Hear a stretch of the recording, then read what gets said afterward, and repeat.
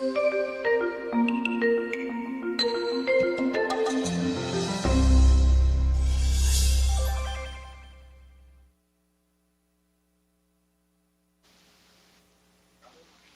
boys and girls, and welcome back to my classroom. This is our final lesson today from school.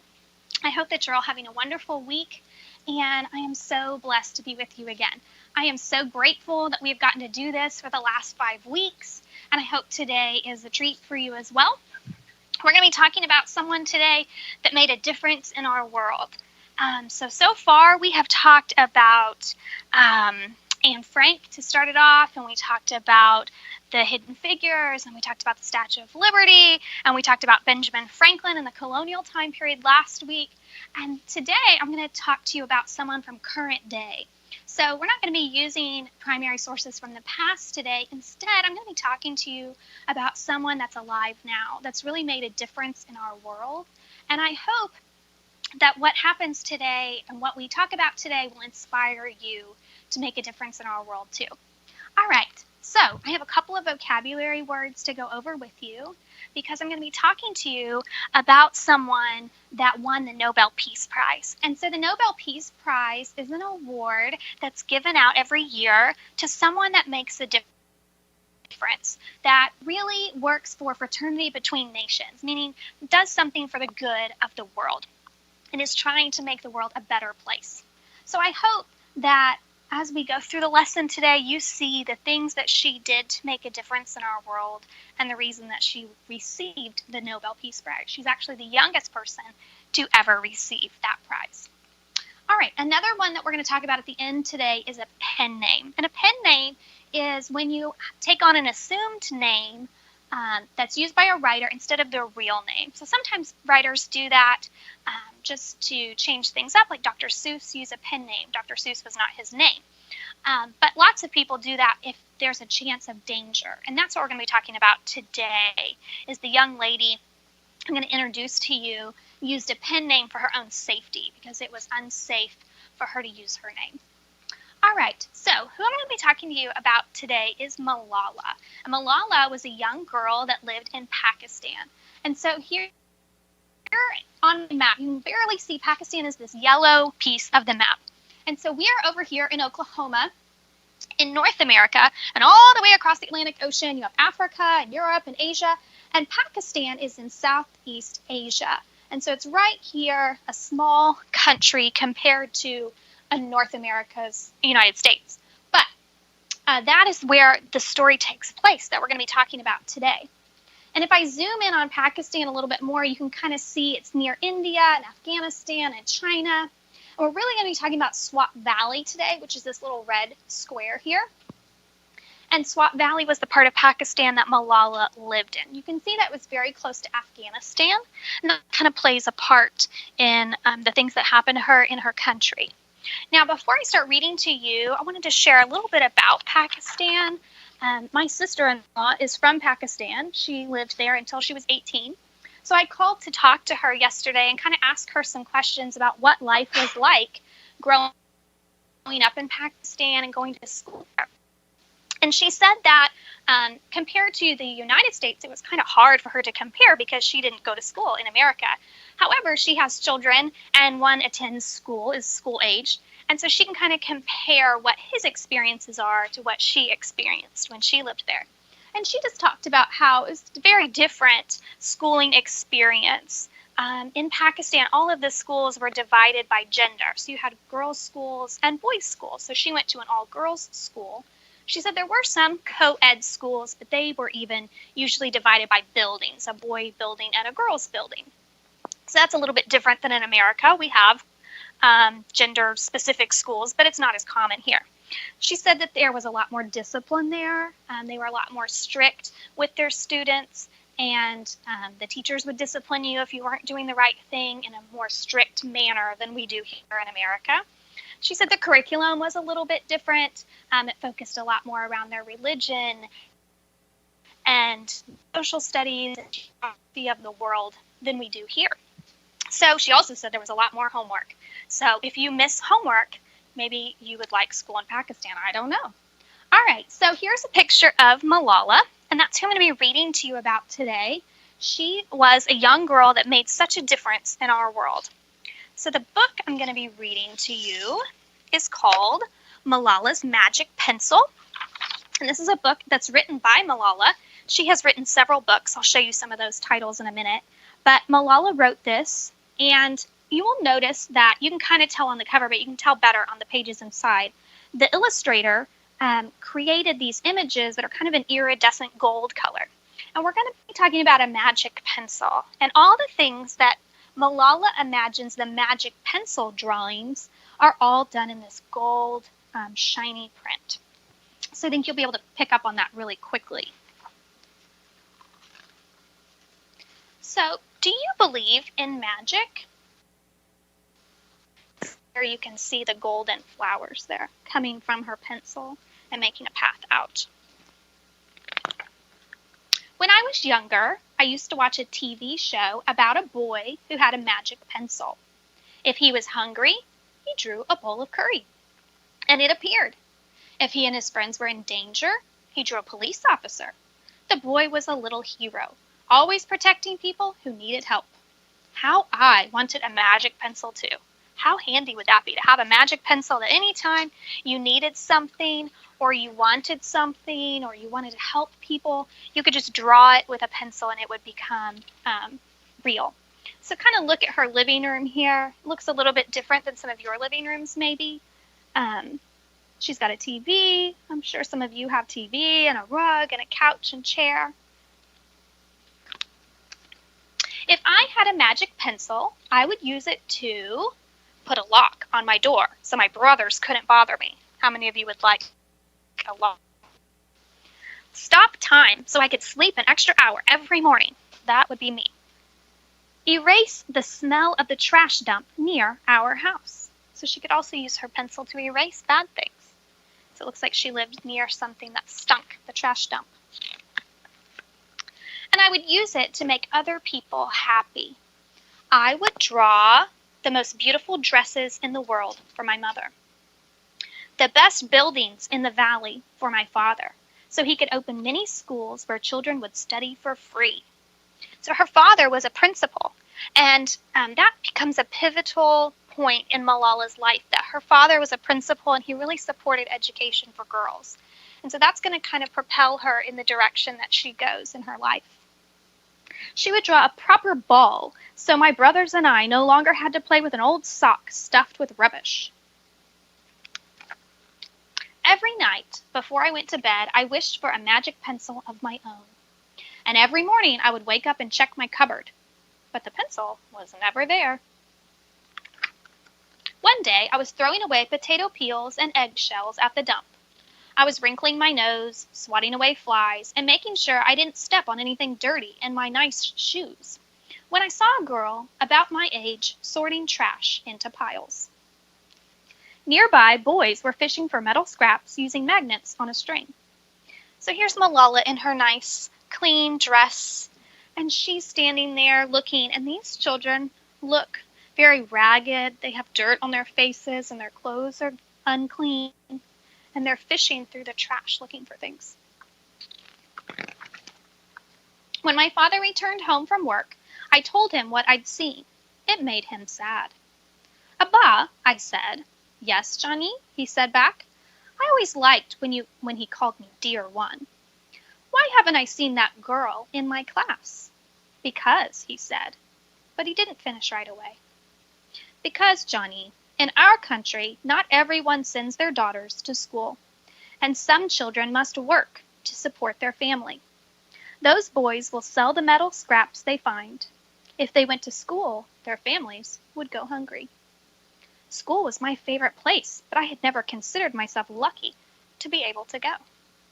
How many of you, not being able to go to school for the last several weeks, would feel lucky to get to go back to school, even for a day, just to get to have recess and lunch with your friends and to play? Some of you might be able to relate to that. My father had always said, "Malala will live free as a bird." Now I wondered how free I'd truly be.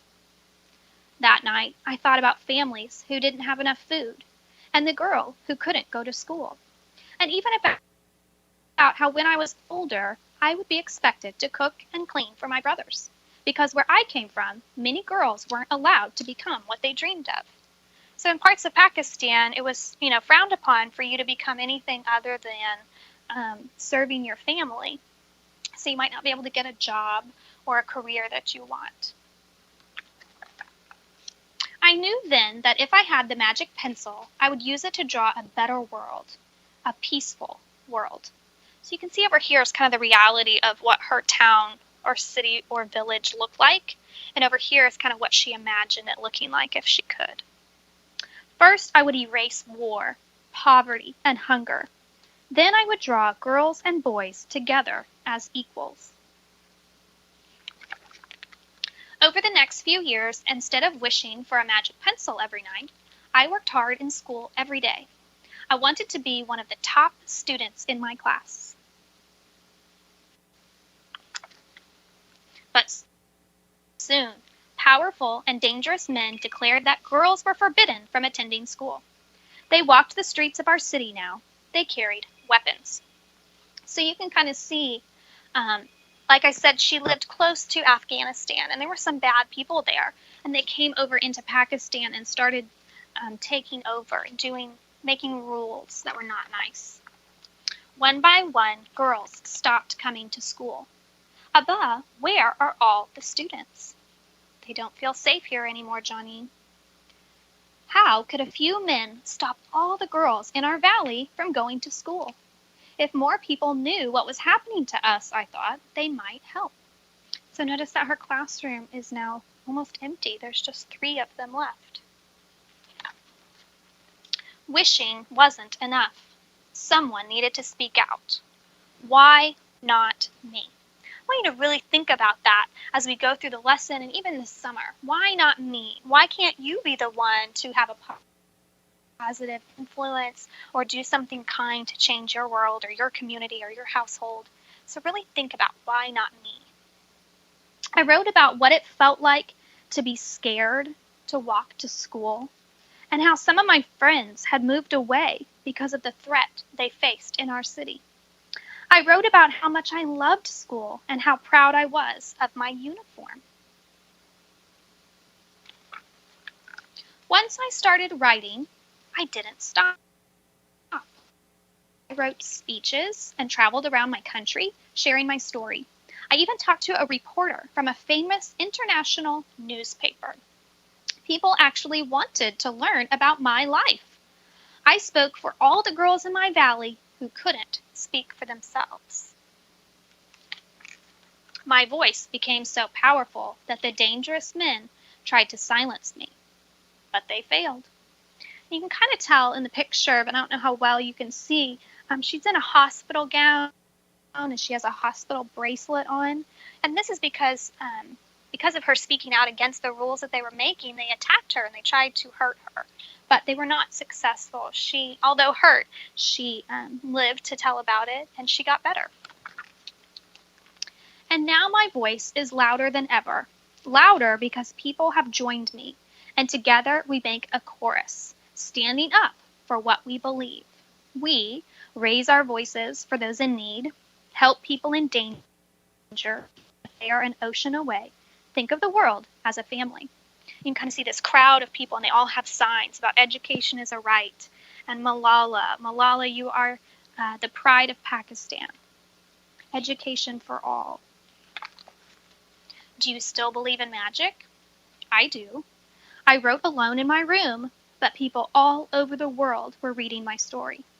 Millions now know it and help me spread my message of hope. I had at last found the magic I was looking for in my words and in my work. And there's girls going back to school. I am Malala. I've always wished I could make the world a more peaceful place. And every day I work to make my wish come true.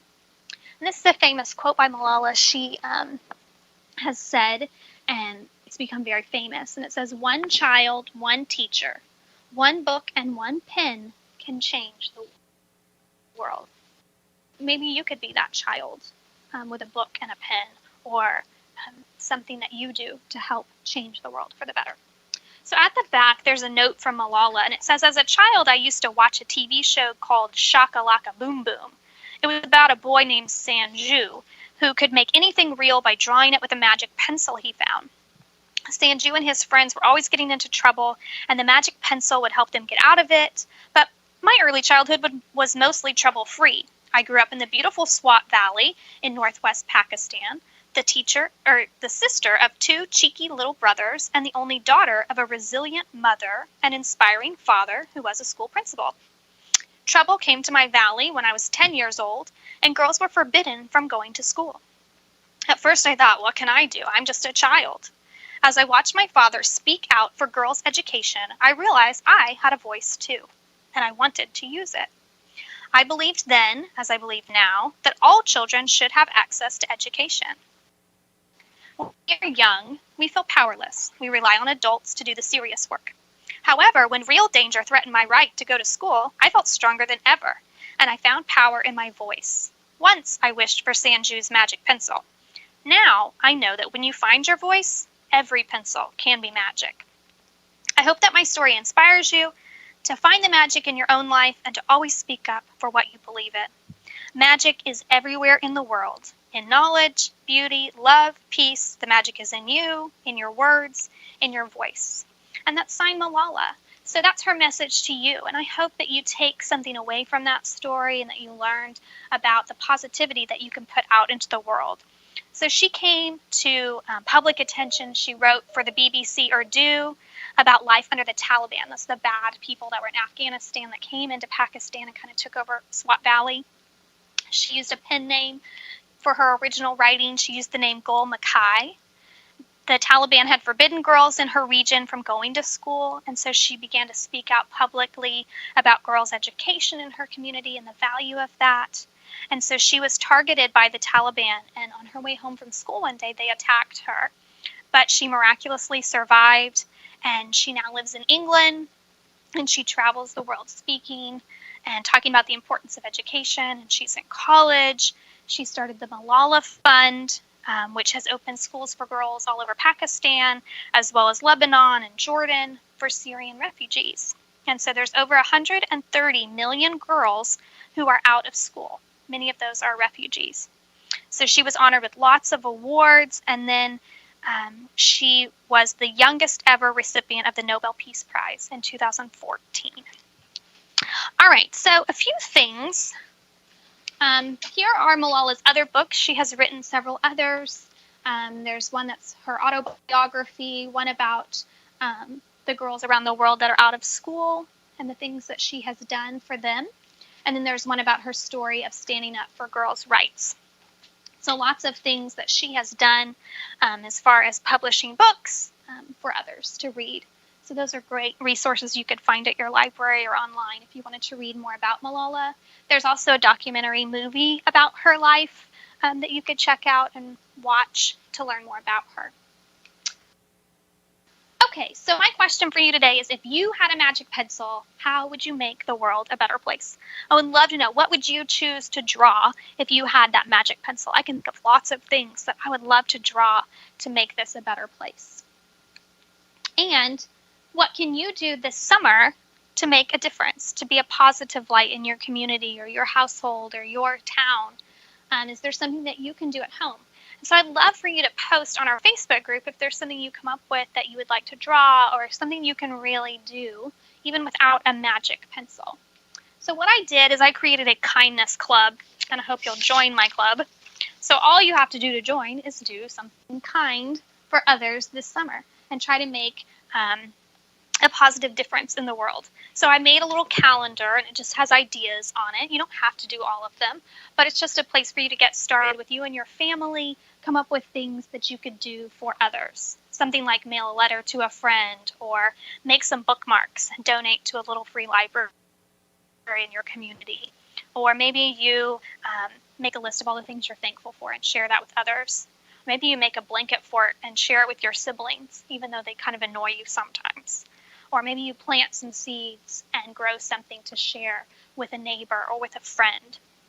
So that's going to be available on the Facebook page. I'll post the little calendar that you can download if you want it, or maybe you do something else. But ultimately, I would love for you to post pictures all summer and share with me what kind of things are you doing to share that positive message like Malala did. Maybe you use a pencil and actually write something positive. Or maybe you just do a favor or a kind deed for someone, a random act of kindness. All right, so I do have a science experiment for you today. And this one is called the magic pencil. So I think that you will see that I based it on Malala's book, The Magic Pencil. And so all you need for this experiment is a plastic bag, just a Ziploc baggie. You need some water, and you need some pencils. Now, these pencils, it helps if they are rounded pencils, not the kind with the flat sides, but a round pencil works best for this experiment. So all you're going to do is take your Ziploc bag, and you're going to put some water in it. I would fill it, halfway to 3/4 full.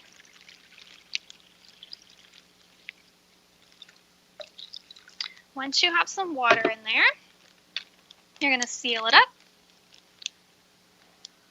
Now, I have a bucket over here, just in case, but I'm going to poke pencils through my bag.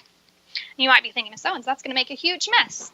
However, notice that this is called the magic pencil experiment, so I think you can probably infer what's going to happen. So what we're going to do is we're going to take our pencil and we're going to stab it through this bag. Now, you don't have to do it very hard. You can just kind of push on the bag and kind of twist the pencil as you do. And notice that my pencil went all the way through the bag and no water is dripping. Now, you can do it several times. And just keep pushing pencils through the bag over and over. And I still don't have any leaks. Do one more right there. All right, so as you can see, I pushed all those pencils through there and no water is dripped out. Pretty cool, right?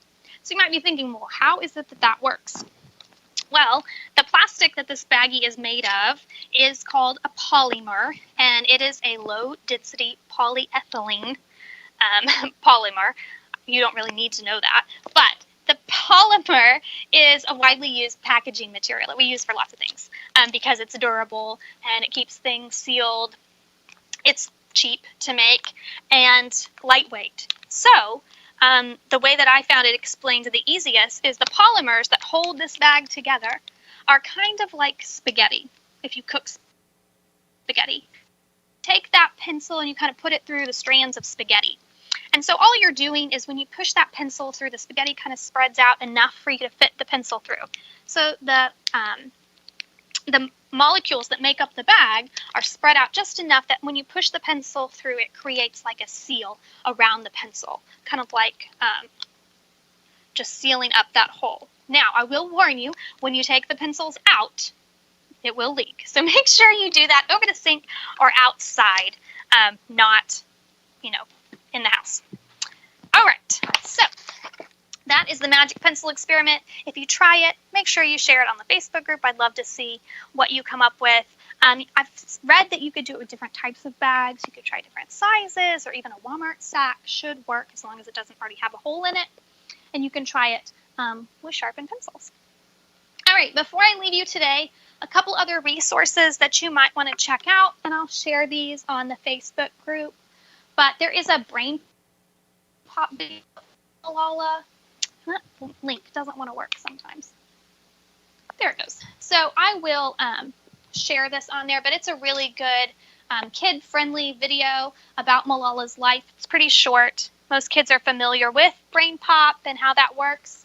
So it has a little video and a little quiz you can do. And it also has some activities with the video that you can do as well. So it's just another resource if you want to learn more about her life. It's a really good video about the things that happened to her in more detail than the book I read you today. All right, and then the other resource is her website, malala.org. And she created this for her organization, the Malala Fund. And so it says, I tell my story not because it is unique, but because it is the story of many girls. So lots of people across the world are experiencing the things that she experienced. And so at the bottom down here is a really neat timeline that shows pictures and dates of her life that were important to her. born. There's pictures of her with her family, how she was born in Pakistan. And then this is a picture of her with her dad and all of her classmates when she did get to go to school in her village. And at 11 is when they had to stop going to school, and she didn't get to see her friends at school anymore. And so then in 2012 is when she started speaking out publicly on the behalf of girls and their right to learn. That made her a target. And so then she was attacked, but she recovered. And in 2014 is when she received the Nobel Peace Prize and started publicly speaking around the world. And so 2018, she went to the University of Oxford for college, and she studied philosophy, politics, economics, and she travels doing speaking engagements and trying to help build schools. And so on her website is all different links and things about the schools that she has built. So I hope that you have enjoyed our lesson today. I have loved getting to spend this last day with you, and I really encourage you to think of ways to spread kindness and make the world a better place, as if you had a magic pencil at your disposal. What would you do? I would love to hear about what you decide to do with your family to make that happen. I hope you have a wonderful day, and I will see you all in August when we get to come back to school.